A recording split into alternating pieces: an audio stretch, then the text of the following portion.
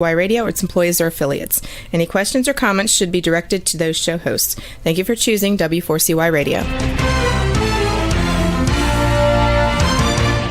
Welcome to the Ask the Expert show on W4CY Radio and Talk4 TV, where we bring you educational information from top local experts in the fields of legal, health, financial, and home improvement. Now sit back and listen to experts in family law, association law, hearing loss, business brokers, home care, along with many other topics. Now here are your hosts, Steve-O and Sophia. Good morning, Atlanta. Welcome to another Ask the Experts, where we bring you the top experts in the field of health, legal, financial, and home improvement. We have a great show for you today. I got to tell you, this show is probably one of my favorite shows to do. It is so easy. It goes by so fast. We were so blessed to get one of the most incredible doctors in the city of Atlanta. And there's a lot that you're going to learn today that it doesn't really matter what city you're in. Dr. Taylor can help you. We have had so many new listeners. So today, what I want to do is I want to reintroduce you to Dr. Taylor. Good morning, Dr. Taylor. All right. Good morning. Good morning, Steve. How are you doing? Good. You had a great, I guess, holiday trip, huh? Yeah. We went to Punta Cana. That's one in the Dominican Republic. That's one of our favorite places. So we went there for Thanksgiving. We travel a lot on the holidays. A lot of my extended family are in other places. Are unfortunately they've passed away. So it's just kind of my immediate family. And so a lot of times we travel on holidays because, again, my office is closed. So that allows me to, to leave town without actually, missing several days in the office. So we, and I also call that kind of my semi-retirement. My patients ask me, when are you going to retire? Well, I'm like, I'm semi-retired now because every couple of months we usually take a week off and we go somewhere. So hopefully that'll prolong my career, that I take a little, some breaks now.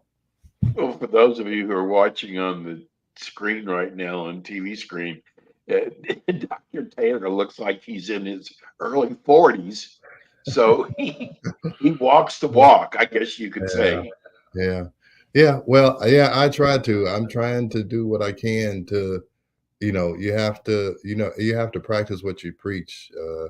If I was here talking about health and smoking a cigar and having a brandy, I don't think I'd have much. I don't see that. Yeah, I don't think I'd have much credibility. So you have to practice what you preach. And I mean, it's not like I'm forcing myself to do it. I mean, I call myself a functional medicine doc, and I'm just trying to function as well as I can for as long as I can. And, understanding that you need to take a break from, whatever you're doing on a regular basis, if it's quote unquote considered work or stressful or whatever. We're going to do a little reintroduction. I wrote a book called The Stress Connection, and stress will kill you if you let it. And so I'm trying to make sure that, I don't let stress kill me, because stress is always around, and sometimes you just have to take a break so that your body can recover from a stress or repair itself from a stress. And the best thing to do is to remove the stress from your life, or you remove yourself from it so that you can kind of regroup and move forward. Dr. Taylor, you have one of the most incredible stories of how you got into functional medicine and weight loss. I'd like for you to share that with everybody. But before you do, we got a phone call from a doctor. He says he's a doctor in Atlanta. Mm-hmm. He is a internal medicine doctor who watches all your shows. Oh, wow. Okay. And this was so amazing. From time to time, we get competing, whether it's a doctor or a lawyer, and they'll say something negative. Hmm. He was so complimentary of you. He said, I have learned a lot by listening to Dr. Taylor. And I Huh. said, can I use your name on air? He said, I would rather not. And I understand that. Yeah. Yeah. Uh, but I thought that was a great compliment. Yeah.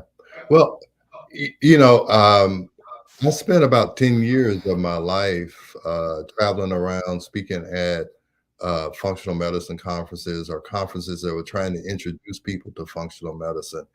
And so I spent 10 years of my life trying to teach this. And when you're trying to teach docs, you have to uh, understand that you can't go in bashing doctors and what they do. I always tell people the reason why your doc isn't doing, some of what I'm advocating is just they haven't been exposed to it. I mean, this is not anything that I learned in medical school. Well, let me take that back. I learned physiology and biology and biochemistry in the science portion of medical school, but in the clinical portion where you actually went into the hospital, you almost are told to forget about that and just learn how to order procedures and order and prescribe drugs. And you're not really paying attention to physiology. So what I try and get docs to do is just to remind them of the things they've already learned. I'm not telling them that they're doing something wrong. Hey, just go back to some of the things that you've already learned in physiology and apply them. And by God, you might find that it works better than writing a prescription or ordering some procedure or anything. There may be something else you can do to help that physiology function better. So over those 10 years, I kind of learned how to say things to doc where they would accept it and not beat them over the head and tell them that they're, doing something incredibly wrong, because they're doing exactly what they've been taught to do. It was exactly what I had been taught to do. But then I saw that, hey, when you go out in real life, one, it doesn't work as well. It doesn't work as well when you're dealing with a patient who's not in the hospital. We dealt a lot with patients who were in the hospital, so they needed a lot of that stuff. But when you go out in the real world in private practice, those people aren't that sick. They just they're not functioning as well as they would like. And so that requires a different approach. Well, you didn't start off with functional medicine, and you No. went to one of the finest schools in the country. Tell people about that. Yeah, well, I came to Atlanta from Nashville, Tennessee. I went to Vanderbilt undergrad, and then I came here to go to medical school at Emory. And so I decided to go into obstetrics and gynecology. I did a residency here in Atlanta at Emory and Grady. And I went out and, put up my shingle and started doing what I was taught in medical school. I did pap smears, I did hysterectomies, I gave people birth control pills, I gave people hormone replacement, and I did hysterectomies, I delivered babies, I did all that stuff. So, and that went fine for 6 or 7 years. I didn't know any better. So, but then my wife started having issues as we both grew older. She started having hormone issues. Periods were irregular. She was moody. She was, it just wasn't working. And so I did what I was taught to do, gave her birth control pills and all this. And I saw that it wasn't helping at all. And around that time, I had a patient come in who said that she was using progesterone to help her with these symptoms, and if I knew anything about it. And believe it or not, I didn't know what she was talking about. However, this is basic physiology. I had just forgotten it because I was so used to prescribing birth control pills. So anyway, she handed me an audio tape. I listened to it. I got very interested in it. This guy named John Lee wrote a book called about progesterone. I got the book. I looked up all the references, and I was like, man, what am I doing? Why aren't I doing this? So I started doing it. Me and my wife really kind of looked at it together because my wife's a physician also. And she said, yeah, I need to do this. So she started using progesterone. Things uh, totally changed. My life changed, her life changed, everything changed. Yeah. And so I also used it with some of the people in my office who were menopausal, and it was like amazing. And then I started to learn about how do you test for hormones, because for all through medical school, all through my residency, we never tested for hormones because blood testing never told us anything. It just doesn't. And we can talk about that, or I have other videos that I can talk to you about that. We just arbitrarily gave people birth control pills. We never tested hormones. We never did anything because you couldn't get any information from the blood. So then I learned that in saliva, you can get information. And so if you do saliva testing, it becomes very clear when a person has a hormone imbalance. It becomes very clear what you need to do to correct it. And then you can retest it to make sure that you did it right, which before, when you're on a birth control pill, the only time I knew it wasn't right is when it didn't help you at all, or you might be on it for 2 or 3 months and it never helped you. And then you come back and we try another birth control pill. You use that for 3 months, that didn't help you. And it could be a year and a half later and you're still dealing with the same thing. So the testing changed the course of my life. And then from that, I started looking at other things that I hadn't learned in medical school, and maybe that could help. So that's when I got interested in stress and weight loss and IV therapy and brain health. And all of these things can be improved if you give the body what it needs to function at its normal level. So once you can test something, you can see that something is not where it should be. You can and bring it back to normalcy. The patient will start to feel normal and function better. So that's kind of how I got into it. I always tell when I used to lecture, I'd say, I got into this for selfish reasons. I was Right. trying to improve my home life. And then from that, it totally changed the course of my life. So, yeah. And, the thing is that when you're doing OB, I mean, when you're waking up in the middle of the night, in these stressful situations, you can do that when you're younger. When I was in my 30s, oh, that was great. I thought it was so exciting. I got into my 40s, late 40s. I'm like, I cannot keep up this pace. I need to figure out something else to do. So that's when I totally made a 100-degree turn, stopped Yes. OB, stopped doing GYN, and totally committing myself to this. And I feel like I feel like this is kind of what I'm supposed to do. So I'm It's where very God wanted you to be. yeah. So I'm very comfortable talking about it. I'm very comfortable talking to other people about it. And I think, maybe your doc sees how much I believe in this. And this is another thing I should always say. Science is not a religion. Okay. Science is just science. So if somebody else doesn't believe in it, it doesn't make it not true. People say, I don't believe in saliva testing. I don't believe in this. I don't believe in that. I'm not asking you to believe. I'm asking you to look at the facts and accept the facts. So when somebody says they don't believe in something, I'm like, okay, I'm showing you science, and science is not a religion.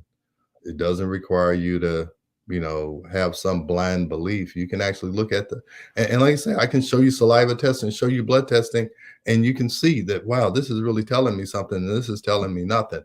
But anyway, I was talking to your producer. You can't convert people who don't want to be converted. So I can Yes. look at the facts, and if they don't want to believe the facts, it's nothing I can do. There's nothing you can show them, or that's No, right.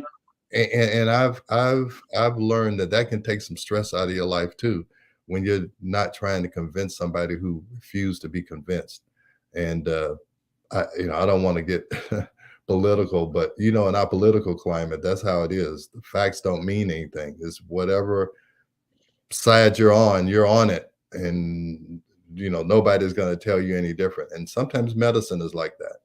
You're on one side, that's the side you're on, and it doesn't matter what somebody else says. Now, I will tell you this, because I was traditionally trained and I have done this functional medicine, gone this functional medicine route, I understand both sides of the equation.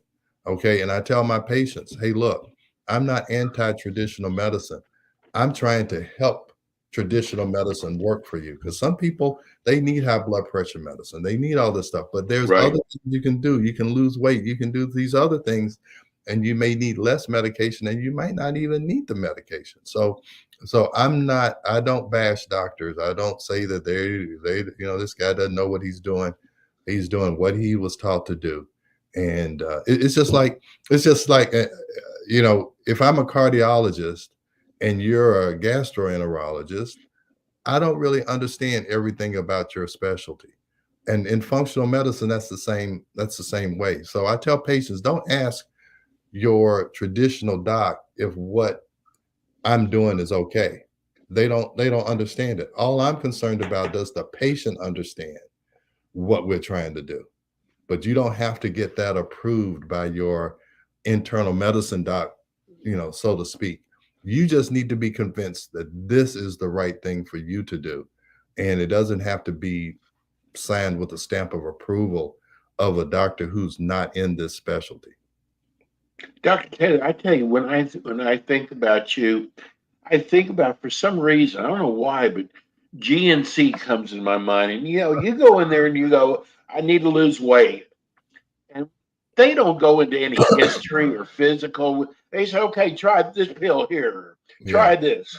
Yeah. But with you want to find out what the problem is first.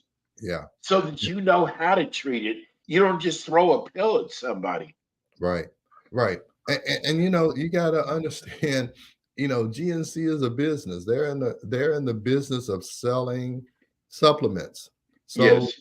So that's what they're going to do, and that's what they want the person up front or whoever is helping, in the aisles. I don't know when the last time I went to a GNC, but they are, they're trying to sell their products. And so if you come in and you ask them for their advice, they're going to give it to you. But there's not one pill for everybody. Everybody's body is different. Oh, exactly. And I see patients all the time who come in with these bags of supplements, and I'm like, how in the world can you remember to take all of these, once or twice a day? How can you do that? And you're just like, I don't know. And most of the time they'll say, oh, I think it's helping, and I'm not sure. And if it was helping, they probably wouldn't be coming to me. But they come in with these bags of, supplements, and I tell them, hey, look, I'm not telling you to stop the supplements, but we're going to do these tests. And then once I do these tests, Right. I'll be able to tell you if you need them or which ones you might need, or do you just need to scrap them all and we go in another direction? But I don't make any decisions if I don't have any information. And I tell them that. She's like, they'll say, do you want me to stop this? Do you want me to stop that? I'm like, look, I can't give you any advice until I have some more information. So if you want, you can keep doing what you're doing until I get some information that tells me you should do something different. So Apparently it's not working if they're coming to see you. yeah, I know. And that's usually the conclusion they come to. I try to let them make up their own mind and say, hey, look, he's right. Why am I taking all of this stuff? Let me just stop until I get some more information. And again, you're right. If it was attacking the problem, they should be better, and they wouldn't have to come to me. Exactly. They were like, oh, yeah. Oh, I found the answer, and I'm doing great. I'll go back to GNC and buy 10 more of these supplements. But usually that's not the case when they come in.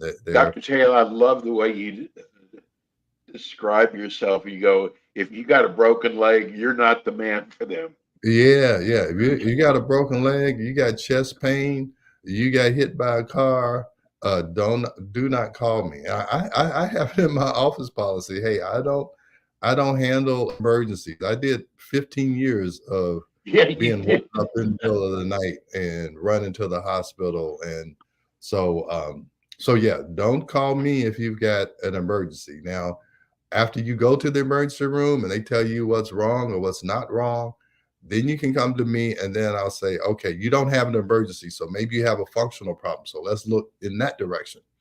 And so, yeah, So I always I've said many times on this show or whatever, I like it when the patient has been to other doctors, like the Right. internal medicine doc and whatever, and they've all said, I don't see anything wrong with you.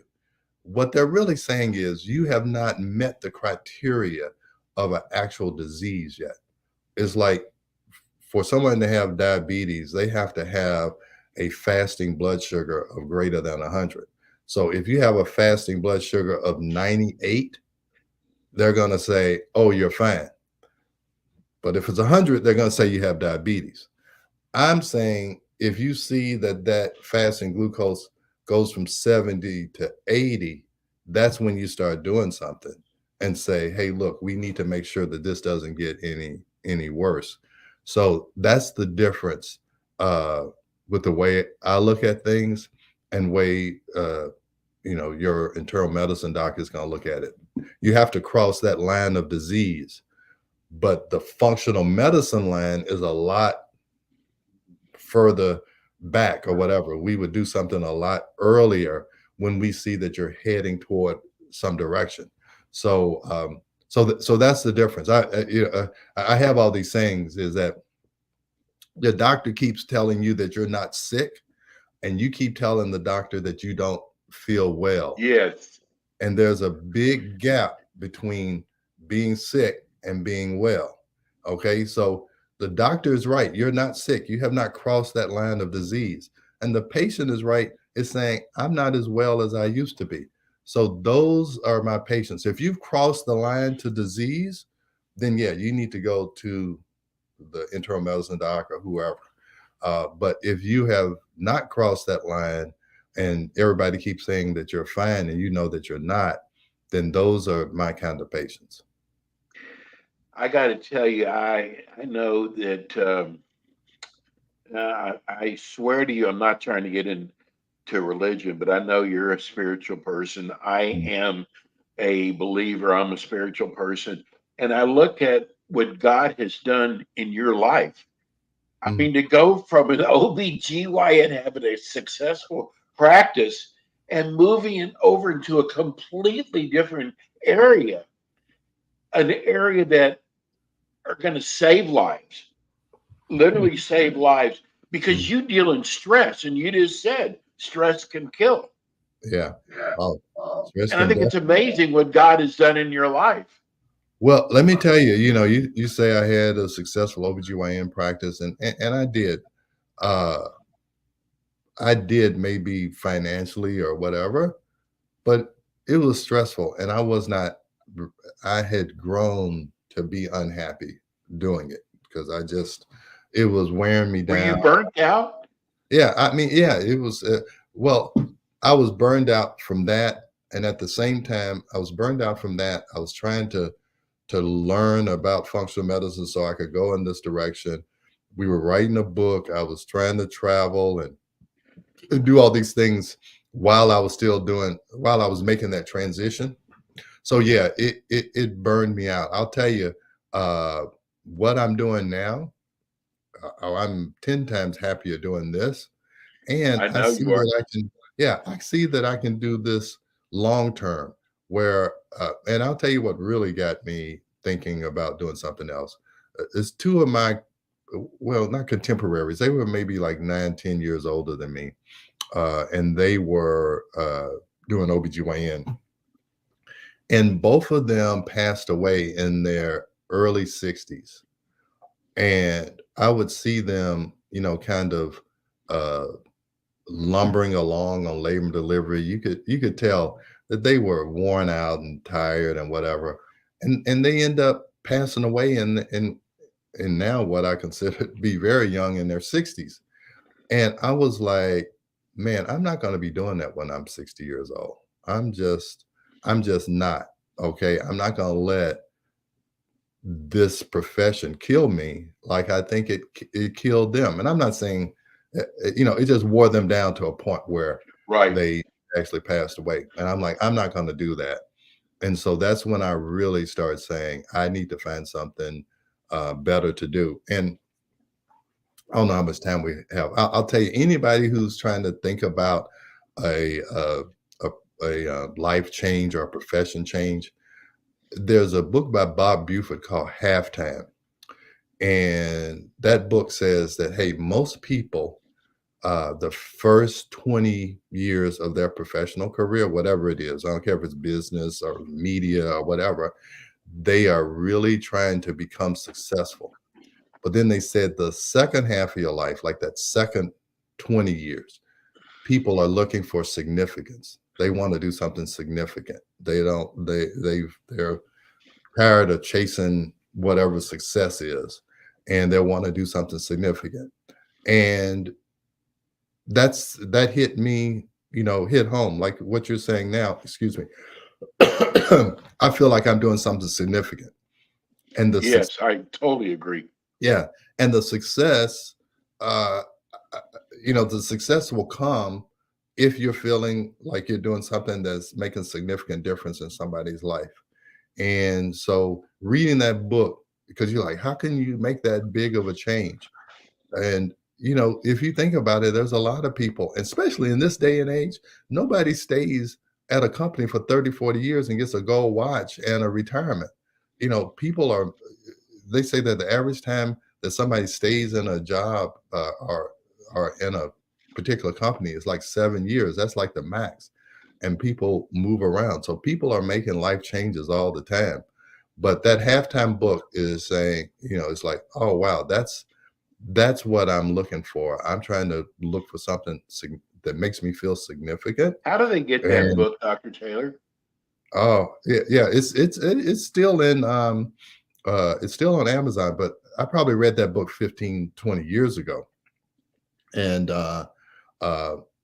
anybody who's like in that midlife crisis kind of thing, and that's where I was in my mid to late 40s, you read that book and you're like, oh wow, I'm not that much different. Most people are trying to navigate, how am I going to spend the last part of my life.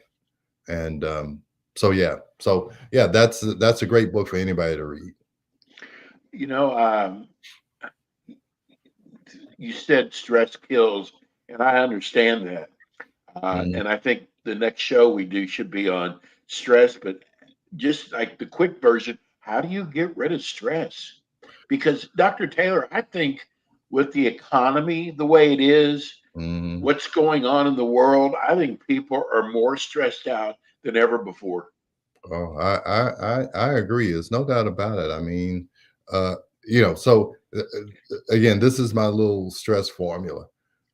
If at all possible, try to get rid of the stress. And like I said, you can't control what's happening in Israel and whatever. I mean, you can't get rid of that. Now, you cannot listen to it 24/7.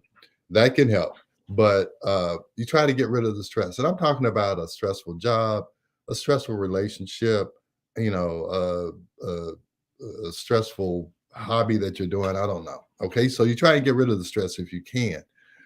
If you can't, you have to change how you respond to the stress. So that means turn off Fox News or CNN. Don't listen to that all day. Okay. So change how you respond to the stress. Or if you've got, 4 or 5 children or whatever, hey, send them to grandma more often, or whatever. So try to change how you respond to the stress. The third thing is repair the damage caused by the stress. You're like, well, what damage are you talking about? We wrote a book called The Stress Connection. And stress can affect your hormones, your thyroid, your gut, your brain, your skin, your immune system. Stress affects everything. Every system in your body is affected by stress. Because when you're under stress, your body goes into the fight or flight mode, and it forgets about maintaining long-term things. It's only concerned about the problem ahead. And so other things get put on the back burner. And if you let that happen long enough, then it's going to be detrimental to those systems. So we do tests to look for the damage and try to repair the damage. And then the last thing is you prepare yourself for future stress, because stress is not going to go away. Once you repair the damage, how do I keep that damage from reoccurring? So that's my 4-step stress formula. And by the way, I'm going to get you while you're coughing. Yeah, Your wife, who you referred to, is a psychiatrist. yeah, she's a psychiatrist, and that's the reason why I wrote that stress book is because psychiatry. She stopped doing psychiatry after 7 years because it was so stressful. She would tell me that when people bring their problems to her, it's almost like a weight that's on her shoulders that she has to try and Yes. lift off. You're supposed to disconnect, but she said that's very hard. So the first saliva test I did for cortisol was on my wife, and her cortisol was shot. It was, I mean, it was down to nothing. So that's when we started investigating stress and how do you test for cortisol. And so everything, my whole pivot in life has really been, and my wife doesn't mind me saying this, is that uh, the reason why I married her is so that I could understand hormone problems because she's got them all. So I'm like, it was predestined that I was going to end up here because she had female issues, she had cortisol issues. So she was my perfect guinea pig. And that's how we landed, where we are now, really trying to, correct some things that were keeping her from functioning as well as she would like to. Dr. Taylor, end the show with this. It is so important when it comes to weight.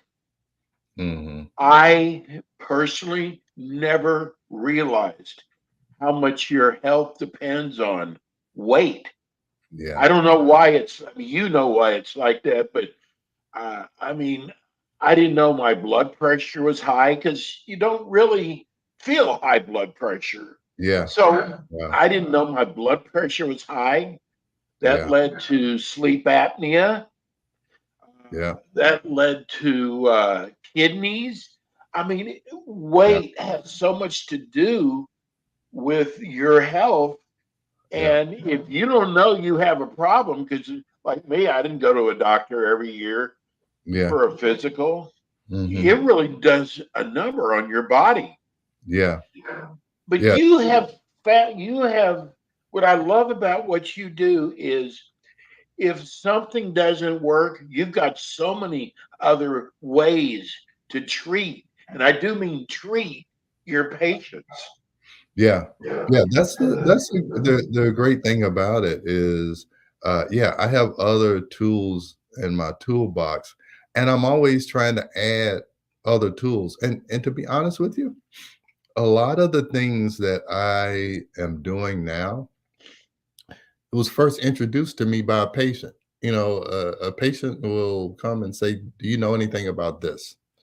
And a lot of docs, if they don't know something, they automatically dismiss it. Well, yeah, I don't know about that. So since I don't know about it, I haven't learned it, I haven't learned it in school, then automatically I disqualify it. I don't pay any attention to what the patient asked me about. Well, I'm the total opposite. If a patient asks me about something, I'm going to say, well, let me look into that and I'll get back to you. A lot of times I'll look into it and I'm like, wow, that really does. It worked for that patient. I researched it. I see why it worked in his or her particular case. And maybe I should offer it to other patients who have similar issues. So I will tell you, the patients teach me a lot, or they introduce a lot of stuff to me, because you got to realize that patient only has one or two issues that they're trying to research. And I can't research everything, so Right. they can go on Google. And some people hate patients who go on Google. I don't mind it because I can look at it, and if I tell them, hey, look, you don't want to do this, and this is the reason why it's not going to work. But then other things I'll say, yeah, this makes total sense. You have this, and this particular whatever, whether it's a herb or whatever it is, yeah, that makes sense that you should respond to this if you have this problem. And so, yeah, just like I learned about saliva tests, all that stuff, it came from a patient asking me if I knew anything about it. And I had to be humble enough to say, nah, I don't. But let me look into it and I can give you my opinion afterwards. And so that's, again, I credit the patients with teaching me a lot of things, or at least directing me into an area that I may not have researched because the patient asked. Dr. Taylor, I know there's people out there going, I have a mother in Baltimore, my father or my friend in Texas. Here's Dr. Taylor's in Atlanta. Tell people about telemedicine and how you can reach them if they're in a different city. Yeah, with telemedicine, well, the one thing that came out of COVID is that the telemedicine rules got very relaxed, because in COVID, when everybody shut in, people still had medical problems. Right. And so they relaxed. It used to be that if you didn't have a license in a particular state, you really couldn't, do anything either virtually or whatever in that state. But now it has gotten much more relaxed. And with, these companies who say, hey, you can call us, you can talk to a doc and we'll send you some prescription. You hear these commercials all the time. Yes. You never heard commercials like that before COVID, because That's you really right. couldn't do that. Okay. So now with COVID, the states relaxed those rules. And so now you don't necessarily have to see somebody face to face and put your hands on them and examine them in order to do certain things. Now, again, you're not going to treat a heart attack over telehealth, but things like erectile dysfunction or hot flashes or whatever, where you don't necessarily have to do a complete physical exam. You can handle those through telemedicine now. So yeah, so that's one thing that came out of COVID that seems to, be here for at least the foreseeable future. How do they reach you, Dr. Taylor? You can go online at www.taylormedicalgroup.net. Make sure you put .net. Yes. You'll get some law firm or something. So taylormedicalgroup.net. And my phone number, and that's the easiest way. You can book online. You can go on our website and see all the things that we do. And then you can also call us at 678-443-4000 through regular business hours. Now, we're open Monday, Tuesday, Thursday, and Friday, 10 to 5 Eastern time. Wednesdays, I'm not in the office, but we do have a answering service that can book an appointment 5 days a week. And online, you can do it 24/7. So those are the best ways to reach me. I got to tell you, you are God sent. You really are.